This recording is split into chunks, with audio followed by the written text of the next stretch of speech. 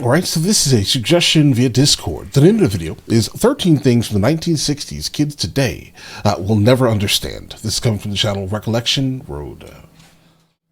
Let's go and jump into it, guys. There are many things that are completely unique to the 1960s. They are dressed if you grew very up during well that time, then you for know how kids. different they are from today. Entertainment, culture, and just basic daily routines have changed drastically. Absolutely. So here are 13 things from the 1960s that kids today would never fully understand.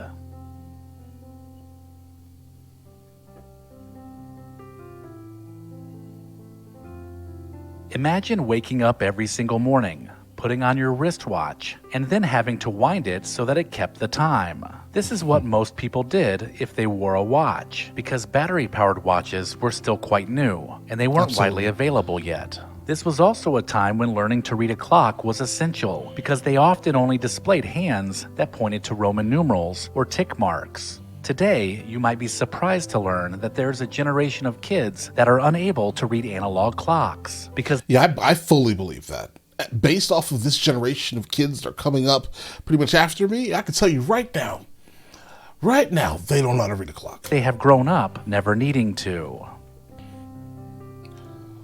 If we think about all the extremes we go to with pregnancy today, like no caffeine, no deli meat, making sure we take the right vitamins and supplements, and generally avoiding anything that might harm the baby. But back in the 1960s, mothers didn't change much about their lifestyle after becoming pregnant. If she smoked prior, then she most likely continued to smoke. And if she drank alcohol, well then that usually continued too. Of course my. our mothers weren't intentionally trying to hurt us, I don't know. It sounds like it. because the dangers of these habits weren't fully recognized. It Sounds- is funny to look back at sounds a photo lot albums, like though, it. to see mom fully pregnant with a cigarette in her hand. Not sure that's funny, but Recollection Road is proud to partner with Legacy Box. Get early access to the best deal. all right, guys, really quickly. So, Legacy Box, the name of the company. This is Recollection is his link, guys. If that's your thing, 60s, the most incredible 65% off. there you go. During the 1960s, the most common way to get to school in the morning was Walking. to use your 2 feet and get walking. There was no carpool, and it didn't matter that you were only 6. We were sent off to school on our own and 6? taught how to find our way. Sometimes Yeah, I would never allow my kid to walk to school at 6 years old. I'm sorry. Like, specifically not in this day and age, not in 2024, right? Absolutely not. We're not doing that. Never. Bro, people are weird. you tagged along with siblings or a neighborhood kid who walked the same route. So you Times are weren't different. always totally alone, but parents didn't hesitate to hand you your lunch and send you on your way. Today, very few kids still walk. They either ride the bus or their parents find the time to wait in long lines just to drop off and pick up kids. Have you seen some of the car lines at schools these days? Yeah. One of the great things about walking home from school is that you could always make a pit stop at a store for some candy. Back then, a bit of loose change could get you a nice-sized bag of candy. You could also Hey, Dad, can I bum a smoke?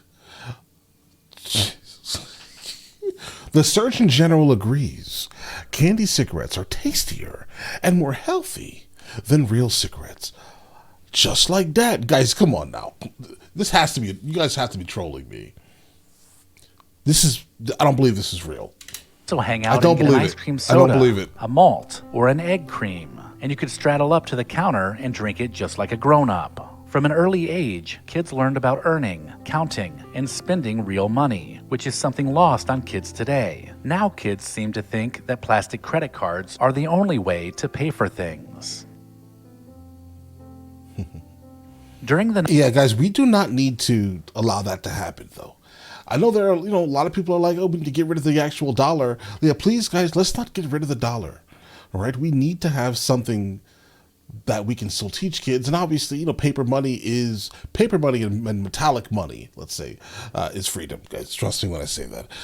I understand the argument for decentralization also, but let's make sure we have a way to give money to someone without it being traced. Just go ahead and say that. But all right, to pay for things. don't want to be preachy. During the 1960s, toys came with a bit of risk. From science experiment kits that gave off toxic fumes to plastic melting ovens like the Thing Maker. Kids What? learned The early that Thing life was Maker? dangerous, and you had to be careful when using certain toys. Back then, a BB gun was considered a toy, and everybody wanted one. Today, toys that pose a choking hazard are pulled from store shelves. But kids in the 1960s were built differently. Right. They didn't mind the Obviously built differently. burns, scrapes, and scars. They were seen as badges of honor. Right. In the 1960s, backpacks weren't a thing yet, so kids would carry their school books in their hands or under their arms as they walked to school. So not only did they walk to and from school, To be honest, I think some places should probably go back to this based off of their, the amount of terrible things that happen with people and schools, right, regarding loss of lives and things like that. I think they should go back to something like this, some of them at least. but they lugged around textbooks, folders, and papers in their sweaty mitts rather than having the luxury of a bag they could strap on their shoulders. It would take until the 1970s before backpacks became a thing. Watching movies was a different experience in the 1960s. There was no instant access to popular movies. We had to wait for them. That's because local downtown theaters only had 1 or 2 screens, and the movies would rotate out every week or two. For most of us, there were no multiplexes showing every single recently released movie, and malls were just coming into existence. We did, however, have drive-in theaters, which gave us another option for catching a movie on the weekend. Drive-ins are fun. There is one that still kind of exists in my area, guys, and it is absolutely an amazing thing to encounter at least once in your life. About the 1960s that would shock young men and women today was the military draft. With the Vietnam War raging throughout the decade, young men that were 18 would be drafted into the Army to fight in one of the most difficult wars on record. I'm definitely glad we have some equality now where men and women are both to be drafted, guys. I like that. I like the idea of that. Be drafted into the Army to fight in one of the most difficult wars on record. There were some who dodged the draft, but by and large, that generation of young men stepped up, served, and for some, gave up their life to defend their country. Right. Can you imagine if there was a draft imposed on today's young people? Although Americans still have to make sure to register with the Selective Service, lucky for them, the draft has not been needed ever since.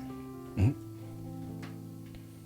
Remember the joy kids felt when they cracked open the red egg that contained silly putty? You could bounce it or stretch it, and the fascination with using it on newsprint to make an exact copy of your favorite comics was priceless. They do still sell silly putty, but very few households even have newspapers lying around. And What does kids it do? today certainly aren't reading the comic strips, so No. the popularity of silly putty is nothing like it was back in the 1960s. The real solid liquid. Solid liquid. Bro, what is this? With TV programming still being fairly new, the idea of watching TV while eating dinner was a breakthrough for the Swanson Company. The first TV dinner came in a divided foil container that you heated up in the oven, and they became a fixture in family freezers across the country. The novelty of it made Swanson TV dinners huge, and other companies began to offer their own versions. Obviously they still make this, but I would not suggest kind of eating it. Pretty much based off of the level of sodium that's in these things and the calories. Just don't make any sense. The idea was especially popular with working moms, and it became a staple of the middle-class American family. This was as close to having pre-prepared food delivered to your home as you could get, because there were no food delivery options at the time. Can you imagine? Speaking of food, the 60s offered some foods that would turn the stomach of many young people today. Jello now is just a dessert, but back then it was an entire meal. Our moms experimented with putting anything in Jello, and I mean anything. Like what? If you find a cookbook from the 1960s, you can bet it's going to have some type of ham, vegetable, or fish Ham? gelatin mold in it. Fish? If you had a mom that made you finish your I can't. Guys, I'm such a child when it comes to food. I'm telling you right now. All right, I'm just going to be honest here. Give me a number one with no pickles, onions, or tomatoes. I'm telling you. Oh, don't give me none of that weirdness. All right? Now, I don't know what this is, but he said ham inside of Jello. Is it sweet? Because the only Jello I know is this like dessert. So you're putting ham and fish and bro, that sounds. The sound of it is enough for me to say I have no interest in it. All right, I am not someone who tries things. All right, I don't try new foods. I'm telling you. I know that sounds terrible. I get it. Right? I just don't try new things. Then this right here looks atrocious. No disrespect. If you love it, I'm so happy that you're someone who consumes this. Right? I'm glad there are people on the planet that consume things like this, guys. But dinner before leaving the table. Well then, you were probably going to be there for a while. Bro, those are peas and those are carrots and there's like some type of guys, no, stop playing. Fish gelatin mold in it. Stop playing. And This if you cannot had a be real, mom bro. that made you finish your dinner before leaving the table, well then, you were probably going to be there for a while. Oh my God. Everything is touching If each you other. grew up in the 1960s, Westerns were everything to a young boy. John Wayne was starring in motion pictures, and shows like Gunsmoke and Bonanza were what you were watching on TV. Okay. Bonanza was also the very first Western that was broadcast in color, so it was always fun to find someone in the neighborhood who had a color TV. And if you weren't watching Bonanza, you were outside with your cowboy hat or coonskin cap on, and a cap gun strapped to your side. Not sure the last time I saw a kid playing outside with a cap gun, but in the 1960s, all of us did. Getting your first job in the 1960s meant that you were paid a whopping $1 to $1.50 per hour. This was still a big achievement and meant that you could now earn some spending money that exceeded the change collected from returning cans and bottles. For teenagers, I'm gonna be honest, that sounds probably like good money in that time, guys. I mean, that doesn't sound terrible. Like probably buy a couple of houses with that. during this time, a minimum wage job was more than just earning money. It taught them how to be a good employee. That started with wearing a clean and pressed uniform, being punctual, and working hard. The last time I was at McDonald's, the 49 sign read cents. $15 per hour starting pay. The employees, however, were wearing street clothes, and I waited 20 minutes for the wrong order. Right. How times have changed. Shots fired. Let me know in the comments if I missed anything, and make sure to sign up for the Recollection Road newsletter using the link in the description. All right, guys. I mean, a couple of these things are honestly odd, but not many of them. I mean, these feel like these could have happened. I believe this existed. There are a couple of them in here that just don't make any sense to me, mainly the Jello one. It kind of was hard to experience that. I felt like I kept tasting it in my mouth as I was looking at it and thinking about it and hearing about it. Then the imagery of this last one here, I don't even know what to. Guys, no, listen. What even is this? All right, I see. There's like carrots. There's like these peas, and there's like, but what is this? The green beans, and it looks like chicken, guys. I'm going to go ahead and guess this is probably chicken. And then it is encased in, what flavor Jello is this? I don't even know. It's like you get everything in one. You taste everything all at the same time, right? How dare you not eat all of this, right? You can't leave the table without consuming that. I can't even imagine, right? I can't even imagine at all. No chance. But all right, let me stop looking at this. All right, it's hurt my feelings slightly. All right, but listen, you guys all have an absolutely amazing day. Enjoy your day thoroughly.